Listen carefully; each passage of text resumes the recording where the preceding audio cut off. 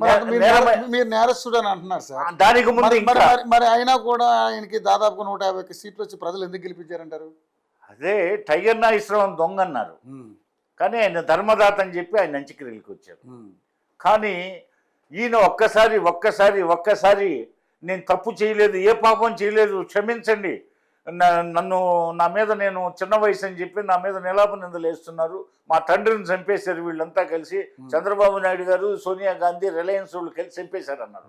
మరి ఆ పెద్ద మనిషి చెప్పింది నిజమైతే ఆయన మాటల్లో నిజం ఎంత ఉందో తెలుసుకోవచ్చు.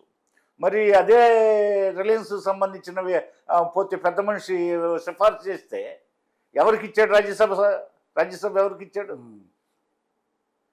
మరి రిలయన్స్ వాళ్ళ పెట్రోల్ బంకులు తగలబెట్టారే, రిలయన్స్ వాళ్ళు ఆస్తులను తగలబెట్టించాడే. మళ్ళీ అదే రిలయన్స్ పెద్ద వస్తే రెడ్ కార్పెట్ వెల్కమ్ పరిచి లంచ్ అరేంజ్ చేసి ఆయన వచ్చిన పనిని చక్కగా నెరవేర్చిన ఘన చరిత్ర ఎవరిది? జగన్ది. అదేవిధంగా చంద్రబాబు నాయుడు మీద అబండం వేసాడు ఆ రోజు. రిలయన్స్, చంద్రబాబు నాయుడు, సోనియా గాంధీ కలిసి రాజశేఖర రెడ్డిని చంపించారని, విమాన ప్రమాదంలో కాదు ఆయన చనిపోయింది, వీళ్ళు కుట్రపూరితంగా ఇది చేశారని. అధికారంలో ఉన్నది రాజశేఖర రెడ్డి, సెంట్రల్లో అధికారంలో ఉన్నది వాళ్ళు, రాష్ట్రంలో అధికారంలో ఉన్నది వాళ్ళు. చంద్రబాబు నాయుడు పాత్ర ఏముంది ఇందులో?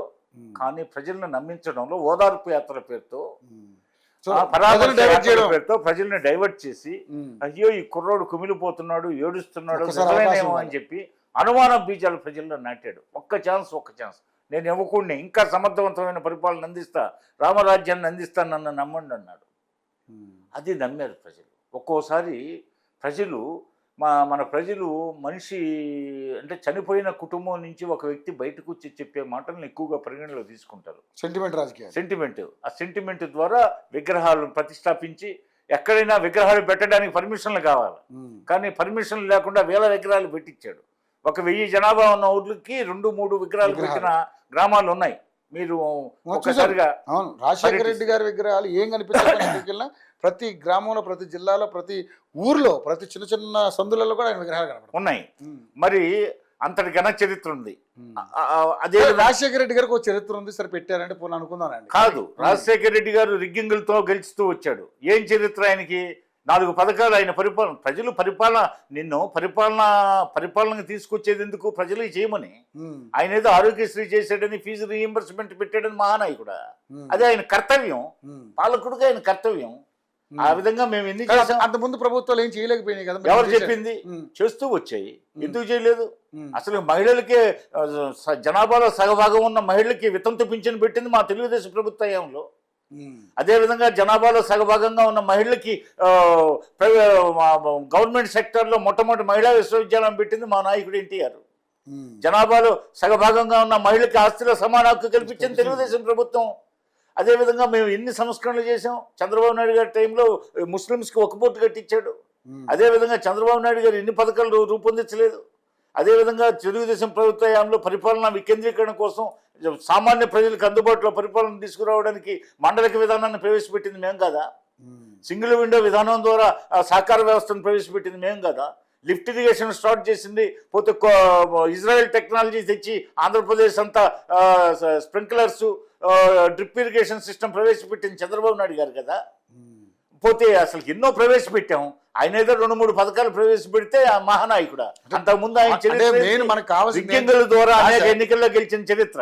ఉమేష్ చంద్ర IPS గారిని నియమిస్తే ఆయన బండారం బయటపడింది. 2 లక్షలు 3 లక్షల మెజార్టీలో ఏమైనా రాజశేఖర రెడ్డి 3000కు వచ్చింది మెజార్టీ. 3000+ వచ్చింది మెజార్టీ.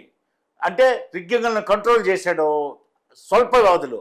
ఇంకా కొద్ది రోజులు తర్వాత కానీ ఎన్నికలు జరుగుంటే రాజశేఖర రెడ్డి ఓడిపోయిండేవాడు. ఇంకా 1700-1800 ఓట్లు తేడా వస్తే రాజశేఖర రెడ్డి ఓడిపోయేవాడు. అదేవిధంగా రాజశేఖర రెడ్డి ఫాదర్ రాజారెడ్డి చరిత్ర ఏంటి? ఆయన దొంగసారా వ్యాపారం చేశాడు, పోతే అనేక మర్డర్లు చేయించాడు. అదేవిధంగా వాళ్ళ ఫాదరు వెంకటరెడ్డి వాళ్ళంతా ఏంటి? రాజశేఖర రెడ్డి గారి తాత వాళ్ళ చరిత్ర. పోతే బ్రిటిష్ వాళ్ళకి అడుగులకు మడుగులు ఉత్తుతూ వాళ్ళకి గాడిద మాంసం, అదేవిధంగా ఆవు మాంసం, అదేవిధంగా పంది మాంసం సప్లై చేసిన కుటుంబం. స్వరాజ్య భానుడు ఉదయించాల భారతదేశంలో అంధకారంలో మగ్గిపోతుందని చెప్పి యావత్ భారతదేశం ఏకత్రాటి మీద మహాత్మా గాంధీ పూరించిన శంకారం. అంతకుముందు స్వరాజ్యం నా జన్మ హక్కున్న బాలగంగాధర్ తిలక్ పూరించిన శంకారావానికి భారతీయులంతా స్పందించి స్వాతంత్రోద్యమంలో పాల్గొంటుంటే ఈ పెద్ద మనిషి ఈ ముత్తాతలు ఏం చేశారు? మరి బ్రిటిష్ వారికి సపోర్ట్గా ఉండి అక్కడ మా సామాన్య జాతి స్వాతంత్ర సమర సంకారానికి మద్దతుగా నిరసనల్లో పాల్గొంటుంటే వాళ్ళందరినీ కొట్టించినటువంటి నీచ చరిత్ర వీళ్ళది.